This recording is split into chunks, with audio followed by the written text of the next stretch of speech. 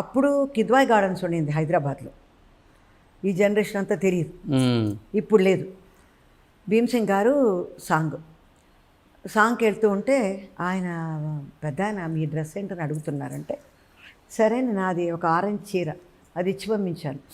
ఆయన చూసేసి, ఇది కట్టుకుంటున్నారు లక్ష్మి గారు, ఇది అవుట్డోర్లో చాలా ఓవర్గా బ్రైట్ అయిపోతుంది, దీంట్లో లైట్ కలర్ ఉంటే ఆవిడకి అభ్యంతరం లేకపోతే కట్టుకోమనండి. ఎంత పెద్ద మాట! అదే ఆయన లెవెల్కి చెప్పాల్సిన అవసరం లేదు. అభ్యంతరం లేకపోతే కట్టుకోమనండి అన్నారంట. అక్కడి నుంచి కాస్ట్యూమర్ వచ్చాడు, మీకు అభ్యంతరం లేకపోతే, ఈ మాట ఎవరు అంటున్నారంటే ఆయన నేను లేచి నిలబడిపోయాను. సార్ పెద్ద ఆయన అంటే చెప్తున్నారేంటండి అనేసి, దాని తర్వాత నా దగ్గర పీచ్ కలర్లో ఒక సారీ ఉంటే దాన్ని తీసుకెళ్ళాను. నేను ఇదే కావాలి అని అడిగాను, అదంతా ఏం లేదు. కారులో కూర్చున్నారు, ఆయన వెనకాల కారులో నేను వెళ్ళాను. దిగగానే, ఏం తిన్నారు లక్ష్మి గారు? మనకి ఎలా ఉంటుందంటే, మన మార్కెట్ ఏదో పెద్దదైపోయినట్టు ఆయన పిలిచేది మాట్లాడేది, ఏమండి లక్ష్మి గారు, డైరెక్టర్ గారు. ఒక్కొక్కసారి కోపం వస్తే ఆయన తిట్టినా కూడా, ఏమండి మీకు బుద్ధి లేదా అంటాడు. ఆయన అలాగే మాట్లాడతారు. ఆయన అనేది కోపం వస్తే, ఆయనకు అంత కోపం ఉందనుకుంటే వాళ్ళ పేరు పెట్టి తిట్టి, అది కూడా రండి పొండి అని చెప్పి తిడతారు ఆయన. నేను అదే అనుకుంటాను, అంటే మెంటల్గా ఈయన ఎలా తనని గ్రూమ్ చేసుకున్నాడు. He has groomed himself to be the best human being, best soul. అంటే అందరూ గుడ్ సోల్సే. దాన్ని సరిదిద్దుకుని దాన్ని పాలిష్ చేసుకుని రావాలంటే ఎంత పెద్ద మనిషి అయి ఉండాలి. కాకినాడలో యూనివర్సిటీలో shooting, somewhere in the year మర్చిపోయాను. ఏ సినిమా అనేది? అది కాదు, బంగారు మనిషి. కరెక్ట్. శరత్ బాబు ఉన్నారు ఆయన విలన్ అందులో. తర్వాత సారు, నేను, చాలామంది ఉన్నారు. అక్కడ అవుట్డోర్ షూటింగ్ అండి. అంత జనం. నేను ఎంజీఆర్ గారితో షూటింగ్ చేసేటప్పుడు చూశాను. తర్వాత సార్తో షూటింగ్ చేశాను, ఎన్టీఆర్ గారితో, ఎంజీఆర్ ఎన్టీఆర్ ఎంత లక్కో మాట, ఆయనతో యాక్ట్ చేసేటప్పుడు చూశాను. ఇంకా మీరు ఇక్కడి నుంచి తిరిగారంటే మనకి 180 degrees అంతే, జనమే, జన సముద్రం. ఇది వెనకాల మొత్తం యూనివర్సిటీ షూటింగ్ జరుగుతుంది.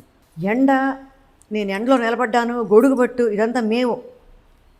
గొడుగు ఎక్కడ, ఎండక్కడ, విసనకర కావాలి. ఆయన నిలబడ్డారండి అలాగే. జానుబాబు ఆయన అలాగే మేకప్ వేసుకుని, ఆయనకి అండేగా. ఏం షార్ట్ తీద్దామా? సెట్కి వచ్చిన తర్వాత లేట్ అవుతుంది, మీరు తీరా, ఎంతసేపు వెయిట్ చేయాలి? ఈ మాట నేను ఎప్పుడు వినలేదండి. ఎంత గొప్ప మనిషో. మేమంతా ఏంటండి ఎంతసేపు అయింది మాకు, మీరు తీరా, మేము వెళ్ళాలి కదా, టైర్డ్ అయిపోతుంది. ఏ మాట చెప్పి నేను వినలేదండి. అంత మహానుభావుడు. అయ్యో, ఇట్స్ వెరీ డిఫికల్ట్ అండి టు మెయింటైన్ దట్. ఆయన నిలబడ్డారు, నేను ఇలా వెళ్తూ ఉంటే ఆయన ఏదో పిలుస్తారు నన్ను, నేను ఇలా వెళ్ళిపోతాను, వెళ్ళండి అని నా జడ పట్టి ఆయన లాగుతారు. నేను అప్పుడు జూలీ సినిమా అయింది నాకు, ఇక్కడ హెయిర్ ఇంతవరకు ఉంటే కట్ చేసుకున్నాను నేను.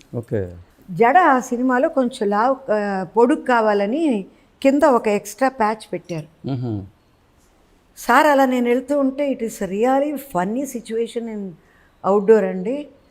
లక్షాంతర జనం ఉన్నారు. ఆయన పట్టుకొని లాగాగానే ఆయన చేతికి వచ్చేసింది. ఆయన, ఏమండి, it is such a shocking situation. ఒక్కళ్ళు కూడా నవ్వలేదు, ఏంటి అది అనలేదు, అలాగే ఉన్నారు. అంటే ఆయన ఏం చేసినా కరెక్టే. అదే కదా మీ మనస్తత్వం. అక్కడ డైరెక్టర్ గారు కూడా అలాగే లేచి, నేను వెళ్ళిపోతున్నాను, నాకు జడలాగారు, అందులో ఇంత సవర వెళ్ళిపోయింది కూడా తెలియదు. అక్కడ కూర్చుని, శరత్ బాబు జడ అంటున్నాడు, ఏంటి అంటున్నాను తెలియదు. ఈయన, లక్ష్మి గారు, మీ కాస్ట్యూమర్ ఎవరు, మీ హెయిర్ డ్రెస్సర్ ఎవరు, సరిగా చేయమనండి, రండా, లైట్ పోతుంది. అప్పుడు కూడా ఇదేంటి ఇలా పెట్టేసాడు. మిగతా వాళ్ళు ఏముంటే, ఇది ఎవరిదిరా, అది ఇది ఎగతాళి చేసుకుని ఏదో ఒకటి. Such a professional. ఆయన ఏదైనా చేసేస్తే వెంటనే జనం రియాక్ట్ అయిపోతారని, that how to control the minds of the people అనేది అప్పుడు ఆయన్ని నేను చూశానండి. జనాన్ని చూస్తున్నా నేను, ఇక్కడే నిలబడండి, ఒరే ఏమండి రండి, హెయిర్ డ్రెస్సర్ రండి, ఆవిడకి రెడీ చేసేయండి అక్కడే. ఇదేం పెద్ద సీక్రెట్ లేదు, అప్పుడు మాకు క్యారవాన్లు లేదు, ఇదేం పెద్ద సీక్రెట్ లేదు, ఎందుకు రెడీ చేయండి అన్నారు. ఎండ ఆయన నిలబడుతున్నారు, గొడుగు లేదు, పాడలేదు, నాకు గొడుగు పడుతున్నారు, జడేస్తున్నారు, రెడీ, సింహాల్లాగా గర్జించినట్టే రెడీ, అంతే. షార్ట్ అయిపోయింది. ఆ రోజు సాయంకాలం నాకు అక్కడి నుంచి చెన్నై రావాలి, ట్రైన్ ఎక్కుతున్నాను. ఆ ట్రైన్కి పరిగెత్తికి లేట్ అయిపోయింది. ట్రైన్ పరిగెత్తుకు ఎక్కి లోపల కూర్చుంటే అక్కడ ఒక పోలీస్ ఆఫీసర్ వాళ్ళ ఫ్యామిలీ. అప్పుడు ఫస్ట్ క్లాస్లో మీకు కొంచెం పెద్ద సీట్లు ఉంటాయి, అవును. 6 కూర్చుని అలా ఆలోచిస్తూ ఉంటే, ఏమండి జూలీ గారు క్రిస్మస్కి ఇంటికి వెళ్తున్నారని.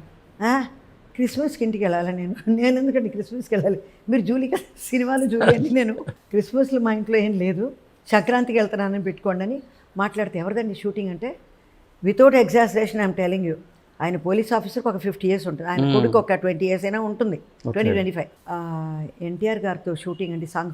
అవునా, ఇద్దరు లేచి నిలబడ్డారండి. ట్రైన్లో లేచి నిలబడతారేంటి అనుకుని ఇలా చూస్తే ఆవిడ పెళ్ళం గారు ఎన్టీఆర్ గారితో సాంగ్ పాడారా, ఈ చేయి పట్టుకుందండి ఆవిడ, ఆయన్ని ముట్టుకున్నారా, ఆయన చేతిలో చేయి పెట్టారు. నేను ఇలా చూస్తున్నాను, మై గాడ్, ఇంత ఒక మనకి తెలుసు ఆయన గొప్ప అని తెలుసు, అన్నీ తెలుసు. వీళ్ళిద్దరు కూర్చోలేదండి.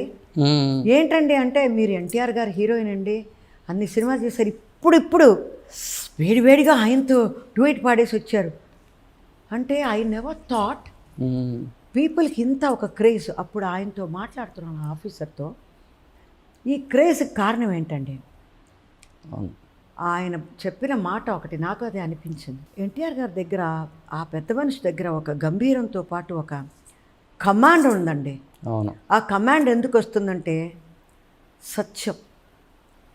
ఆయన దగ్గర ఆ మనస్తత్వం, ఆ సత్యం అండి. అందులో అబద్ధాలు, ఎవరిని మోసం చేయాలనేది ఏదీ లేదు.